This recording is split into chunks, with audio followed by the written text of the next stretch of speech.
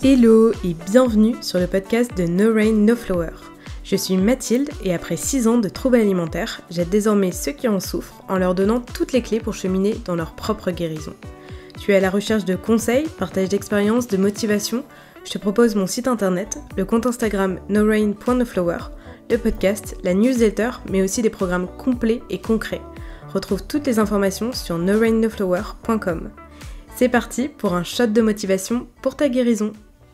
Hello, on se retrouve aujourd'hui pour un nouvel épisode de podcast et je suis trop contente de faire cet épisode parce que pour moi il est essentiel. En fait, on me demande souvent des conseils pour se sortir de l'anorexie, qui est le trouble alimentaire principal dont j'ai souffert, mais en fait, globalement, on me demande comment se sortir des troubles alimentaires et c'est vrai que c'est assez difficile pour moi de répondre en un seul message, en un seul vocal. D'autant que la guérison elle est multidimensionnelle, j'ai déjà parlé des sphères alimentaires, restructuration cérébrale, physique, etc. dans mes autres contenus.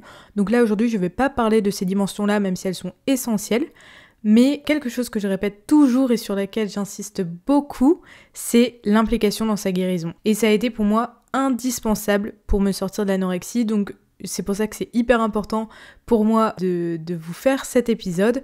Évidemment, le parcours de guérison, il est propre à chaque personne. Il n'y a pas une seule bonne façon de guérir. Et les outils que je vais partager là, c'est forcément des outils qui me convenaient à moi. Mais c'est vraiment des outils qui ont été un accélérateur et un appui essentiel tout au long de ma guérison. Donc voilà, je vous les partage dès maintenant. Je commence cet épisode en vous précisant que j'avais pas conscience que ça m'aidait quand je faisais ces outils. C'est important pour moi de dire ça parce que parfois quand vous allez écouter les outils que je vais vous dire, vous allez vous dire mais genre ça peut m'aider de mon trouble alimentaire. Et d'ailleurs, c'est pas spécifique au trouble alimentaire, c'est-à-dire que ces outils, ils ont pas pour première vocation à vous sortir de votre trouble alimentaire. Ces outils, ils ont pour but de vous aider à prendre soin de vous, à mieux vous connaître, à faire évoluer votre état d'esprit sur différents points de votre vie. Et c'est des outils qui vont vous aider à apaiser votre mental qui est en ébullition en fait. Pour moi, ces outils, ils ont pour but de créer un environnement favorable à votre guérison, à votre santé mentale. Donc tout le monde pourrait et devrait mettre en place certains de ces outils dans leur vie quotidienne parce que tout le monde devrait prendre soin de sa santé mentale. Et d'ailleurs, moi-même, il y a encore certains des outils que je vais vous dire que j'utilise toujours. Pourquoi j'avais pas conscience que ça m'aidait à l'époque où je souffrais d'anorexie ? Parce que clairement, les effets, ils sont pas du tout immédiats. Et d'ailleurs, la clé pour vraiment que ce soit efficace et que ça vous impacte positivement, c'est la répétition et la durée. Et ça, c'est le plus difficile en réalité, les pratiquer quotidiennement ou du moins régulièrement. Pas tous évidemment, mais au moins l'un ou plusieurs de ces outils. Dans tous les cas, je conseille aussi de tester ces outils pour voir ceux qui vous conviennent, ceux que vous aimez en fait. Faut pas que ce soit une corvée, faut vraiment que ça vous fasse du bien. Après, c'est sûr qu'au début, comme vous n'avez pas l'habitude, ça peut être compliqué à mettre en place, donc il faut un peu persévérer quand même, mais il faut quand même que ce soit fait avec plaisir. Si vous me suivez sur Instagram ou depuis un moment en fait, vous verrez qu'il y a certains de ces outils dont j'ai déjà parlé, mais là au moins tout sera rassemblé dans un seul et même contenu. Je vais les donner en vrac, il n'y a pas d'ordre d'importance particulier. Et je commence tout de suite. Alors le premier outil, ça c'est sûr j'en ai déjà parlé parce que je suis une fan de cet outil. Quand je suis tombée dans les troubles alimentaires, je comprenais pas vraiment ce qui m'arrivait. À vrai dire, je connaissais pas l'anorexie, du moins j'avais plein de préjugés là-dessus. Et j'ai vraiment pris 1 an à dire que je souffrais d'anorexie parce que c'est difficile de s'avouer malade. Cependant, depuis le début, j'ai toujours vu en fait que mes préoccupations elles étaient tournées autour de mon corps, de mon alimentation, mais j'ai quand même tout de suite compris, donc vraiment tout début, que le véritable problème y était bien plus profond. Je savais que j'avais un mal-être en moi depuis toujours et que je devais travailler dessus et que cette maladie, ce mal-être qui venait s'installer justement, qui prenait possession de mon corps, de ma tête, c'était justement une alerte pour me dire il y a quelque chose qui va pas. Et du coup, je me suis vite rendue dans les rayons de développement personnel. Je m'en rappelle très bien, la première fois, c'était au Furet du Nord, parce que j'étais à Lille, sur la grande place de Lille d'ailleurs, qui était juste à côté de mon école de commerce en fait. Donc j'en ai lu vraiment beaucoup et ça m'a énormément aidée. Je vous ai déjà partagé les différents livres qui m'ont aidée dans un article de blog dédié, donc je vous mettrai le lien en description si ça vous intéresse. Et le truc spécifique que j'ai fait par rapport à ces livres de développement personnel, c'est que dès que j'avais une prise de conscience ou une phrase, un paragraphe qui résonnait en moi, qui m'aidait, je recopiais dans mon journal pour le relire plus tard. Et ça aussi, c'était vraiment important, le fait de noter, de relire. Mais ça, je vais en parler dans le point suivant. Les livres de développement personnel, ils m'ont personnellement aidé à faire évoluer mon état d'esprit, à comprendre que justement j'étais pas bloquée dans mon anxiété, dans mon mal-être et que je pouvais mettre en place des choses concrètes pour évoluer. C'est un process qui s'est fait sur le long terme évidemment, là moi je vous dis ça avec une énorme prise de recul, mais ça m'a aussi d'ailleurs aidé à travailler sur mon perfectionnisme, mon rapport aux autres, ma place dans ma famille et ma persévérance. Le deuxième outil, je savais pas trop comment appeler ça, j'hésitais entre journal de bord ou bullet journal, parce que moi ça s'appelait comme ça, bullet journal, je l'appelais comme ça, mais en fait c'est juste un carnet, un journal, un peu comme ton journal intime, mais vraiment c'était mon outil phare avec les livres de développement personnel.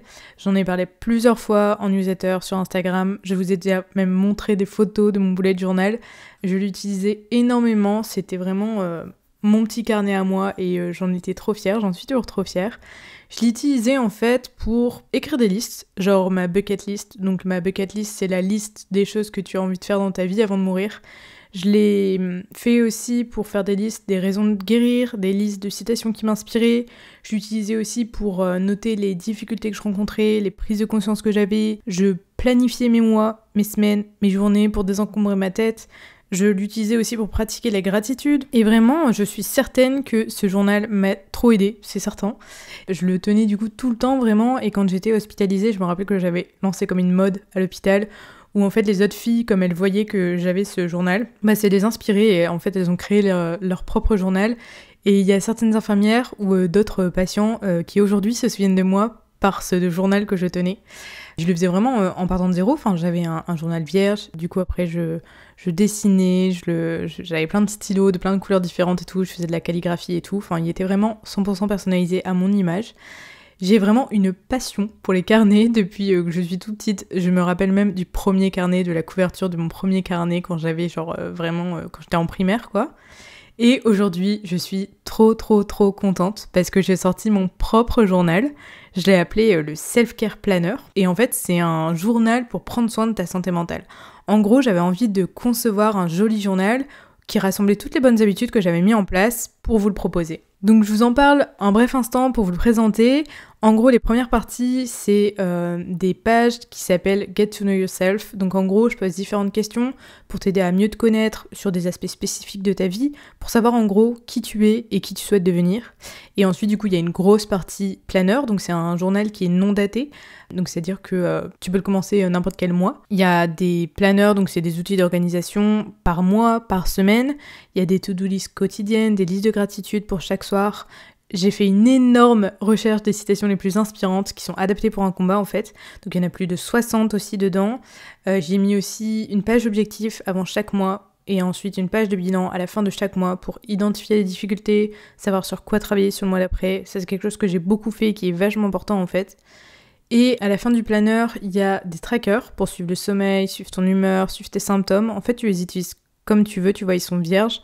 Et je t'en propose différents types. Et ensuite, il y a d'autres outils comme le budget mensuel, le jar pour faire des économies, la bucket list justement, la liste des livres que tu as envie de lire, la liste de gratitude, la liste de tes envies, de tes besoins, etc. Bref, je suis trop contente franchement d'avoir fait mon propre journal. Franchement, c'est comme un rêve de petite fille. Donc je vous laisse regarder la page si ça vous intéresse, qui sera du coup dans ma bio. Vous verrez des petites photos, des vidéos pour avoir un aperçu visuel. Il est disponible en couleur ou en noir et blanc au choix et il est disponible dès aujourd'hui. Le journal pour moi, il a vraiment eu cet avantage de mettre des mots sur les choses et donc c'est ce que je vous disais tout à l'heure.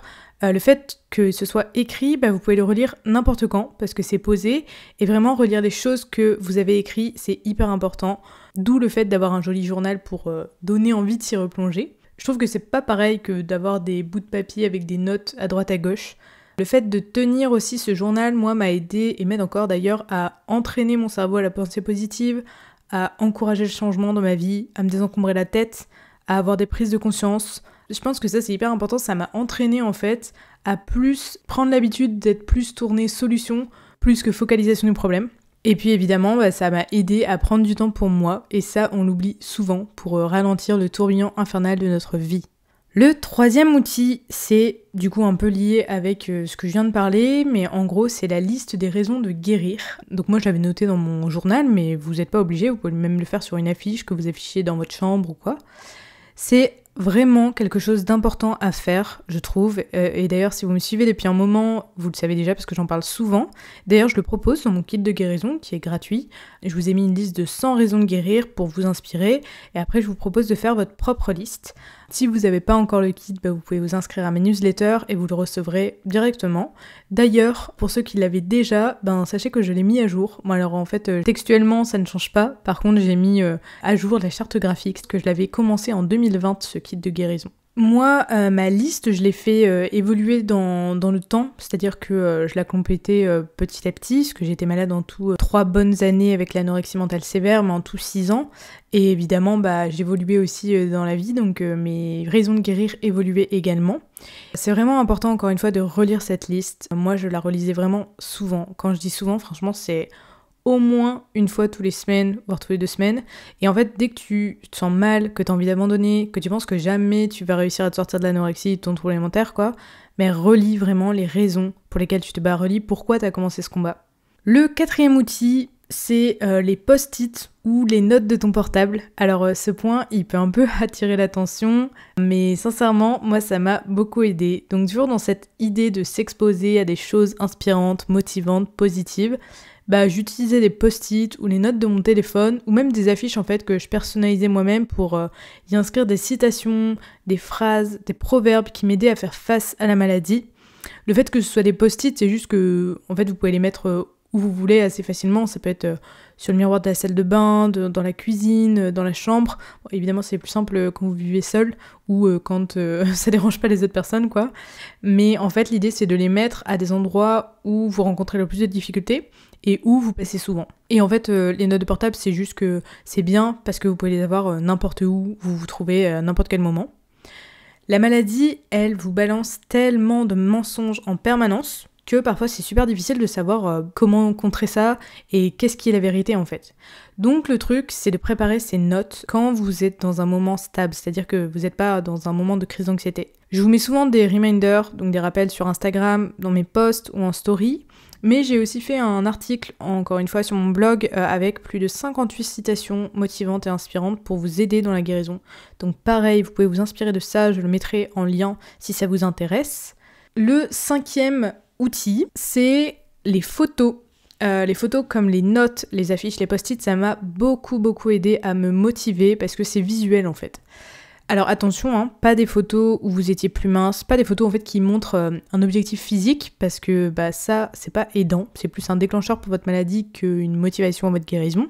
Les photos que j'affichais, ça pouvait être des photos personnelles, donc de ma vie, mais c'était ce que j'appelle comme des instants bonheur ou des photos de mes proches, de mes petits-neveux pour ma part, et ça me donnait envie de guérir. C'était aussi par exemple des photos de vacances avec mes copines, de soirées avec elles, parce que passer du temps sans prise de tête avec mes copines, avec mes neveux, avec ma famille, pour moi c'était une motivation pour me battre. Mais en fait ça pouvait être aussi des photos qui n'étaient pas les miennes, donc ça pouvait être des photos de paysages, des photos que je trouvais jolies, pétillantes, vivantes, des photos qui m'inspiraient en fait, des photos de paysages, de gens, d'enfants qui éclataient de rire, je m'en rappelle que j'avais ça.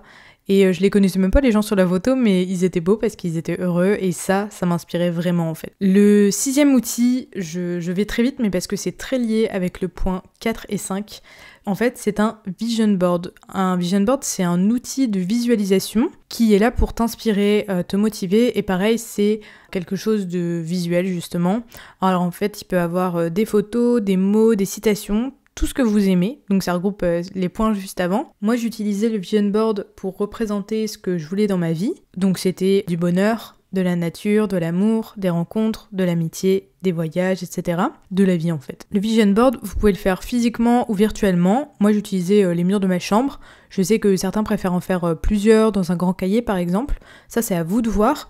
Je conseille souvent de le faire à proximité ou en quinconce de votre miroir parce que déjà en fait si vous avez un miroir parce que tout le monde n'en a pas et c'est vrai qu'à un certain moment de la maladie je conseille de ne plus en avoir dans sa chambre parce que ça peut être vraiment un déclencheur, mais si vous en avez un, se voir dans le miroir ça peut être très compliqué. Souvent on a tous les mensonges de la maladie qui mitraillent de méchanceté, tant de haine d'un coup. Donc moi j'essayais de contrebalancer cette haine avec de la bienveillance, donc j'avais accroché beaucoup de photos inspirantes, des mantras positifs, des mots motivants. Alors non, l'effet n'est pas immédiat, c'est pas parce que j'avais ça que du coup j'aimais mon corps dans le miroir.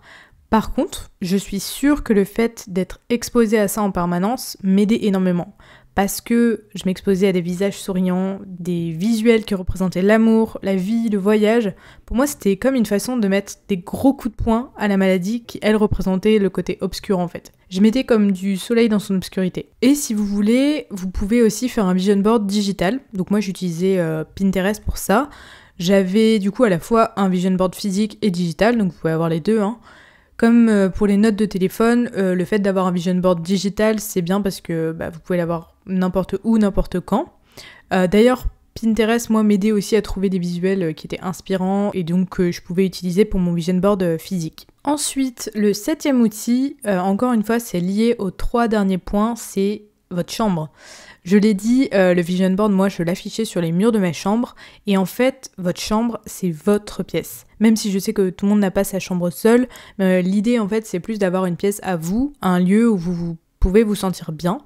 Votre chambre ou votre pièce dédiée, du coup, elle doit être un lieu de réconfort qui est positif. Et pour ça, je recommande vraiment d'y afficher toutes ces citations, ces photos, ces mots inspirants que, comme on a parlé juste avant.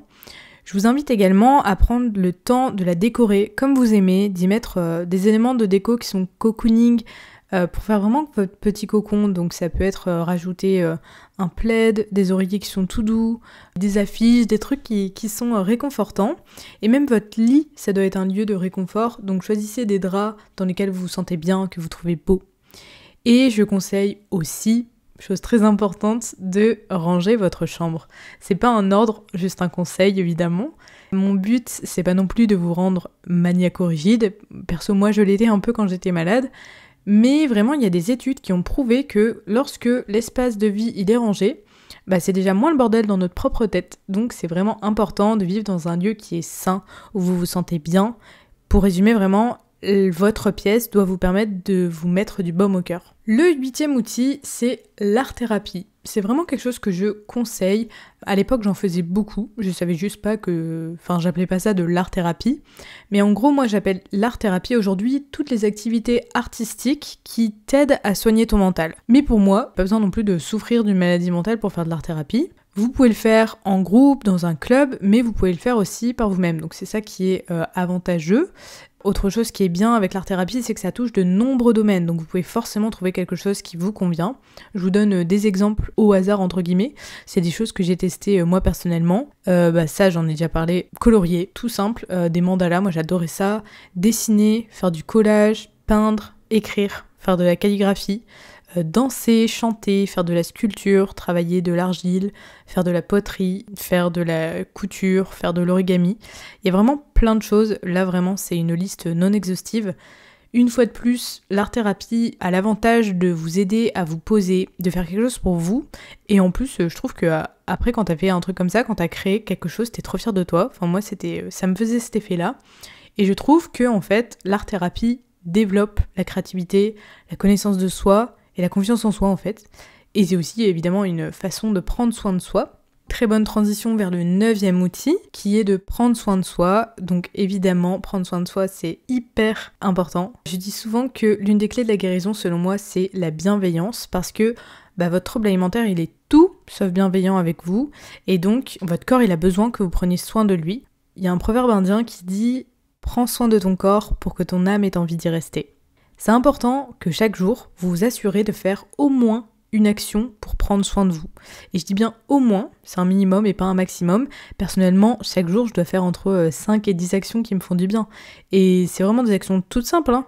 Je vais donner des exemples comme ça, qui me concernent moi, mais ça peut être vraiment très vaste, très varié, des choses qui vous plaisent, donc comme allumer une bougie, si vous aimez bien les bougies, prendre le temps de vous faire des soins, prendre un bon bain chaud, savourer une boisson chaude, emmitoufler dans un plaid, lire un livre que vous aimez bien, faire de l'art-thérapie, vous offrir un cadeau, des fleurs ou n'importe quoi, écouter de la musique que vous aimez bien. Vraiment, il existe énormément de choses. Essayez de penser à des activités qui vous font du bien. Et du coup, encore une fois, très bonne transition avec mon dernier point. Le 10e outil, c'est la musique. J'en ai parlé du coup juste avant. La musique a vraiment de nombreux bienfaits sur la santé mentale. Moi, personnellement, je suis une addicte de la musique. Ça m'aide vraiment à vivre. Je ne pourrais pas vivre sans musique. je dois écouter genre 2 ou 3 heures de musique par jour, donc c'est sincèrement ma drogue à consommer sans modération. Et quand je souffrais d'anorexie, j'ai commencé à me créer des playlists super motivantes. Donc j'avais une playlist qui s'appelait Mood Booster, donc ça veut dire un boost de ton humeur. Une autre que j'avais appelée Chante comme si personne ne t'entendait, et une autre encore que j'avais appelée It's Time Now, donc c'est le moment maintenant.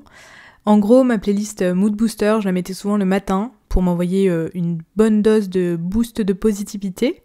Ma playlist It's Time Now, c'était plus des musiques qui m'inspiraient, qui me donnaient envie de me battre. Et la dernière playlist, c'était toutes les musiques plus ou moins kitsch sur lesquelles je chante le soir dans ma chambre. Et le chant m'aide personnellement beaucoup à libérer mes émotions, ça me détend énormément. Donc, je vous conseille vraiment de faire vos propres playlists pour vous aider, des playlists qui vous motivent, qui vous mettent de bonne humeur, vraiment vous mettre dans un bon mood.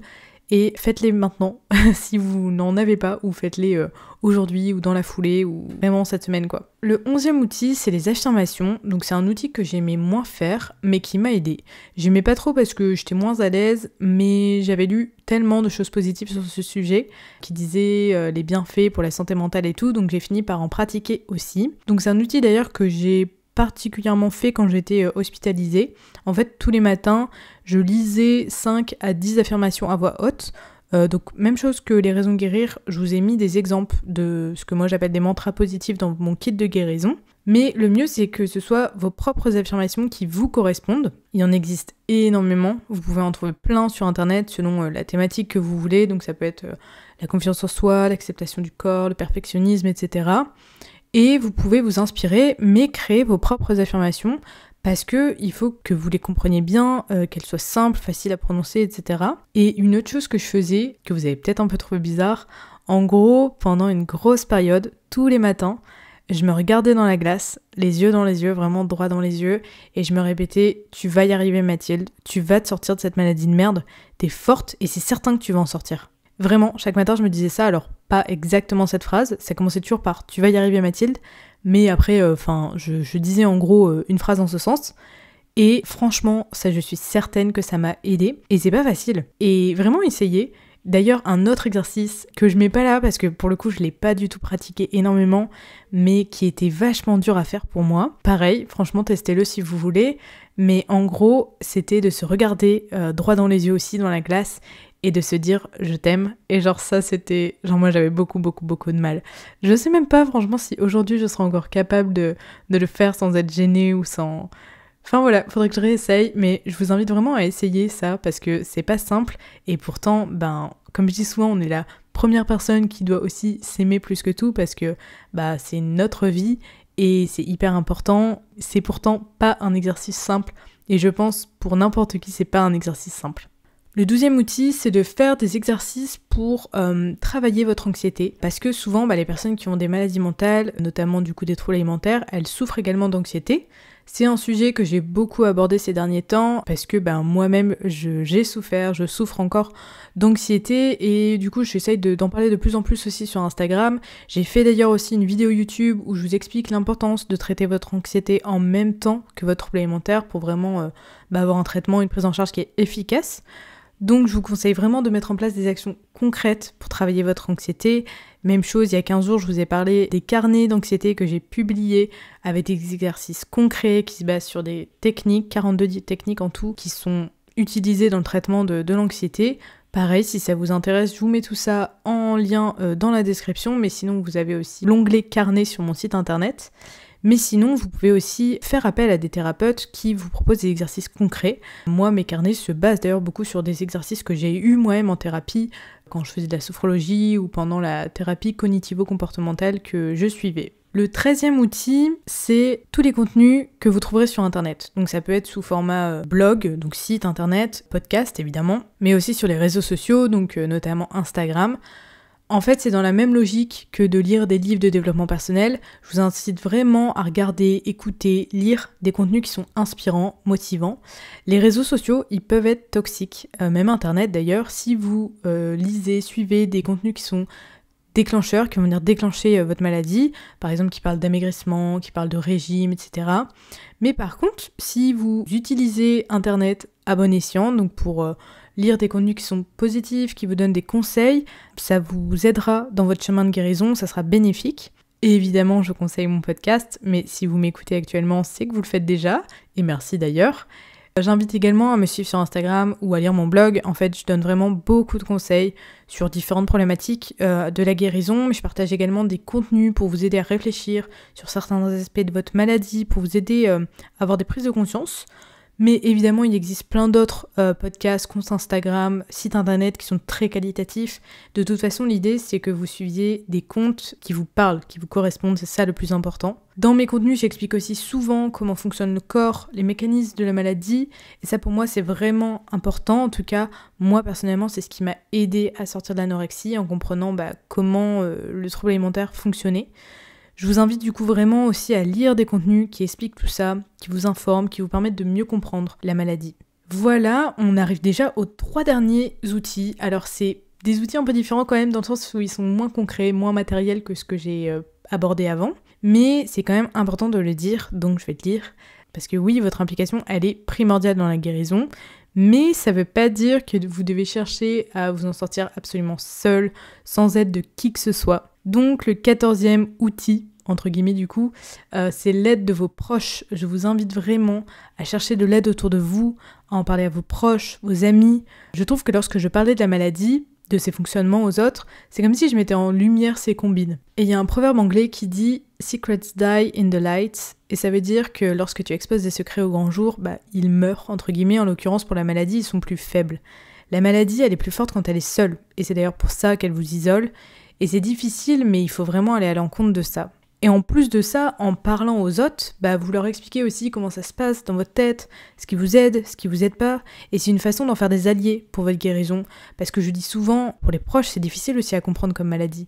Moi, mon copain, j'en ai parlé plein de fois, à chaque fois il me dit que dans tous les cas c'est impossible de comprendre tant qu'on ne le vit pas, n'empêche qu'en lui expliquant ce que je vivais, il a pu mieux m'aider et mieux me comprendre, et c'est super important parce que déjà que c'est super difficile de se battre contre la maladie, donc si vos proches ne comprennent pas, ou que malgré eux-mêmes, ils vous mettent des bâtons dans les roues, c'est sûr que ça vous aidera encore moins. Le 15e outil, c'est l'aide des professionnels. Donc on a parlé du côté personnel juste avant, là c'est plus professionnel.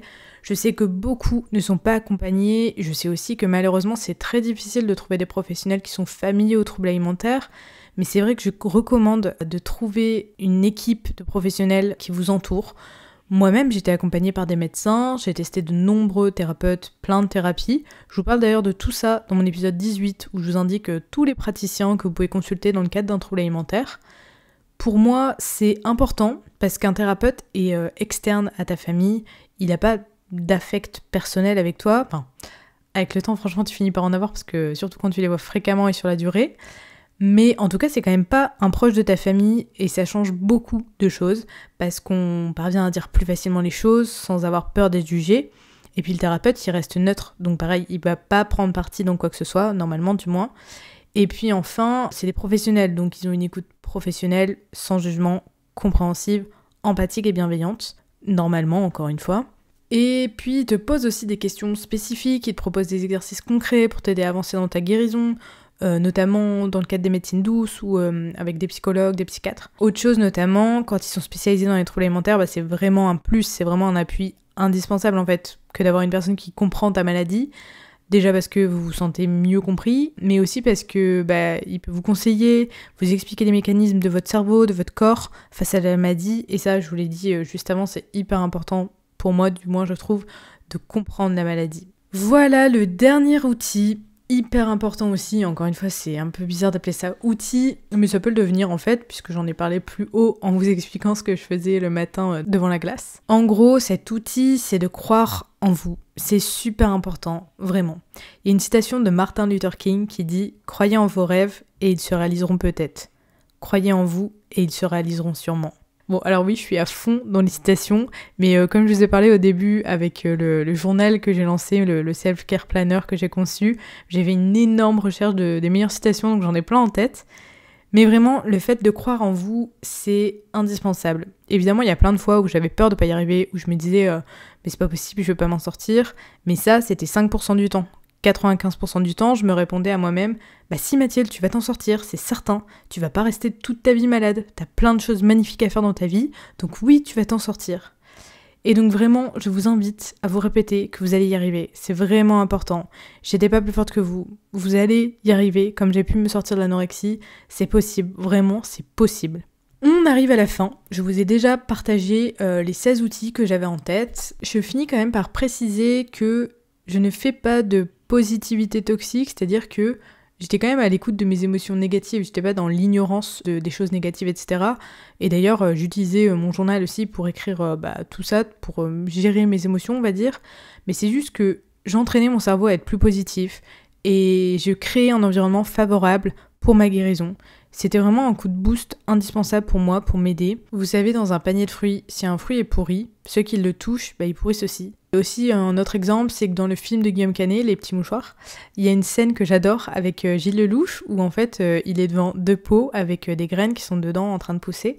Et à l'un des pots, il lui dit que des insultes. À l'autre pot, il lui dit qu'il l'aime.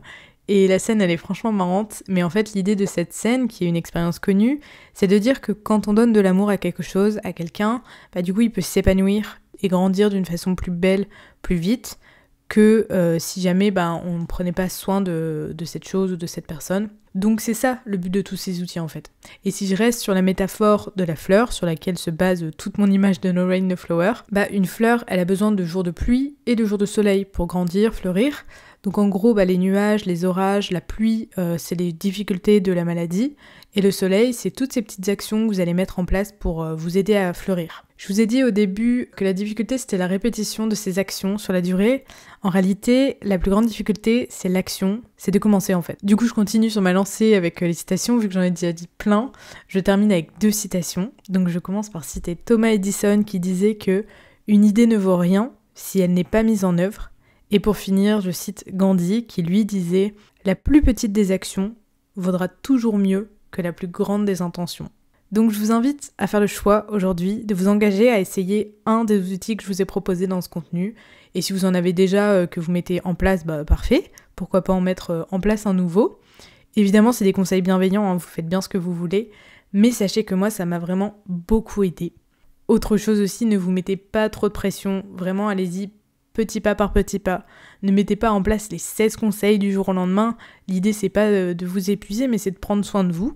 Je dis ça parce que j'avais tendance à être comme ça, et encore aujourd'hui même, j'ai tendance un peu à être perfectionniste et à être bonne élève, on va dire. Mais encore une fois, il faut vraiment être bienveillant, c'est hyper important.